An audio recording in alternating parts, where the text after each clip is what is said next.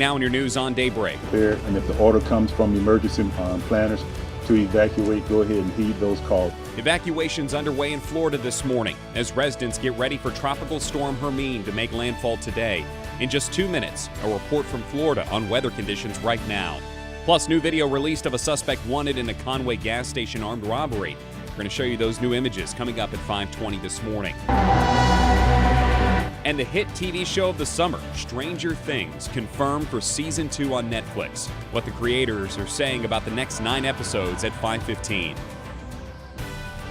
From the station that's on your side, this is Channel 7 News Daybreak. Good morning to all of you at home. Thanks so much for making Daybreak a part of your morning on this Thursday, September 1st. Time to turn the calendar over. Todd in for Melinda this morning. She's taking a couple of days off. And when we turn to September, we certainly start thinking about fall and football and all of that. After Labor Day, it's time for cooler weather, in our minds anyway. That's right. And you will have that less humidity, but it won't last long. Let's get into the forecast right now with a look at our 5 live Doppler radars. The showers that are located in northwestern Arkansas are not all that much right now at this time. We do have some light ones, and that's all because of the front that's going to come through and bring in that air mass that gives us that taste of autumn. Right now, not much across the state. Now, high-resolution futurecast. Notice throughout late this morning into the afternoon, the highest chance for rain and thunderstorms will be across western Arkansas. The further east you live, the lesser chances we have, and by 7 o'clock, most of it will be across western and southwestern Arkansas. Starting the day off with temperatures around 77 degrees here. Highs throughout the metro in the mid-80s. Notice areas west will have the highest chance for a shower or thunderstorm, while areas east like Searcy and Pine Bluff, lesser chances. Today in Little Rock, 88, partly sunny skies, more clouds and sun. And then tonight, less humid, partly cloudy and 65 degrees. Chris Nelson.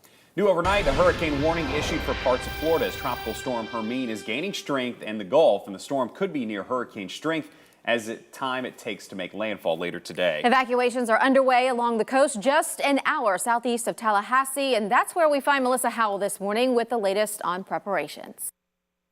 I'm out here in Steinhatchee, Florida, and as of right now, we are not getting a lot of rain, but that is expected to change, and the wind is expected to pick up later as well. Now, keep in mind, a lot of the homes out here line the shores for miles, and there are about 1,000 people who live out here in Steinhatchee. Now, speaking with the emergency management this morning for Taylor County, they tell me there is a mandatory evacuation in place for 7 different locations, including the beach, and they say if folks will not be evacuating, they do need to bring ID with them. Now, as of right now, speaking with folks, they say that they are hoping this passes quickly, but what we know right now is this weather is expected to intensify. Reporting from Steinhatchee, Melissa Howell. Melissa, thank you. In Hawaii, Tropical Storm Madeline has weakened from its hurricane status, but is still pounding island beaches with high waves, strong winds, and heavy rainfall. A flash flooding advisory is still in place for most parts of Hawaii through this afternoon. New this morning here at home, a suspect now behind bars charged with murder after a possible burglary attempt back in May. 44-year-old Michael Gardner of Little Rock has been charged with capital murder in the death of 62-year-old Gwenda Mormon. Now, Mormon's body was found when LRPD officers were called about a burglary at her home on West 11th Street on May 28th. Responding officers found the victim's body in the kitchen, and a warrant for Gardner was issued yesterday. A third sexual assault has been reported on the University of Central Arkansas campus in just the last month. Campus police are still actively investigating the most recent 2 assaults, while the first assault has been turned over to the prosecutor. Channel 7 spoke with students on campus who say they are more aware right now and appreciate the university being transparent about the assaults, also sending students an email with ways to protect themselves. With safety on UCA's campus, at schools all across the country on high alert, Channel 7's Elizabeth Armstrong taking a look at ways students can protect themselves by learning self-defense. Elizabeth, good morning. Good morning, Allison. This is a sensitive topic because it's not something students should have to worry about. But with more students coming forward about sexual assaults and assaults on campus, many students find it empowering to learn self-defense. So this morning we're out here at a Taekwondo studio in North Little Rock. I've got Master Smith here and Senior Master Smith. Can you tell me a little bit about how students can be preparing and how they can improve their knowledge? Well, what we want to make sure people know is that they need to be continuing their education. You don't want to take one course. You don't want to to just take a self-defense class. You want something that you can continue to learn and make sure that you can remember in the case of an attack. During a stress-filled situation, you're going to forget about 90% of what you learned. So the more you learn, the more prepared you're going to be if something comes up. And what are the trainings that are available for students who are interested in kind of preparing for something like that? A traditional martial arts class is going to get them prepared to know what to do if they get attacked. We're going to teach them how to attack some soft points, such as their eyes and nose, their neck.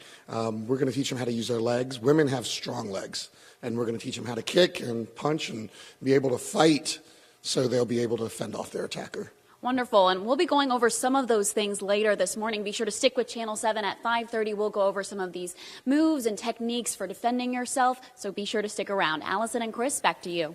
Elizabeth, thank you. Division I football kicks off tonight, and you can catch the action on our Channel 7 sub-channel. That's right. UCA takes on Houston Baptist on the American Sports Network. That's 7-3 Comcast Channel 208. Conway Corp 176, DirecTV 640, and 432 on Dish.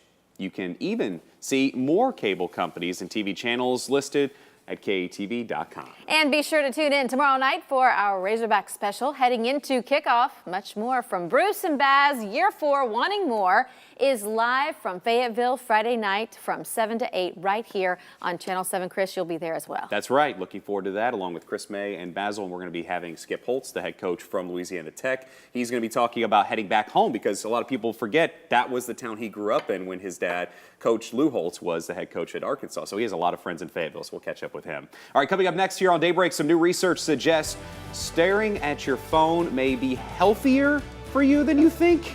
Good news, right? Plus, what new feature Instagram just added that will make seeing pictures easier? That's next in your Tech Bites from ABC.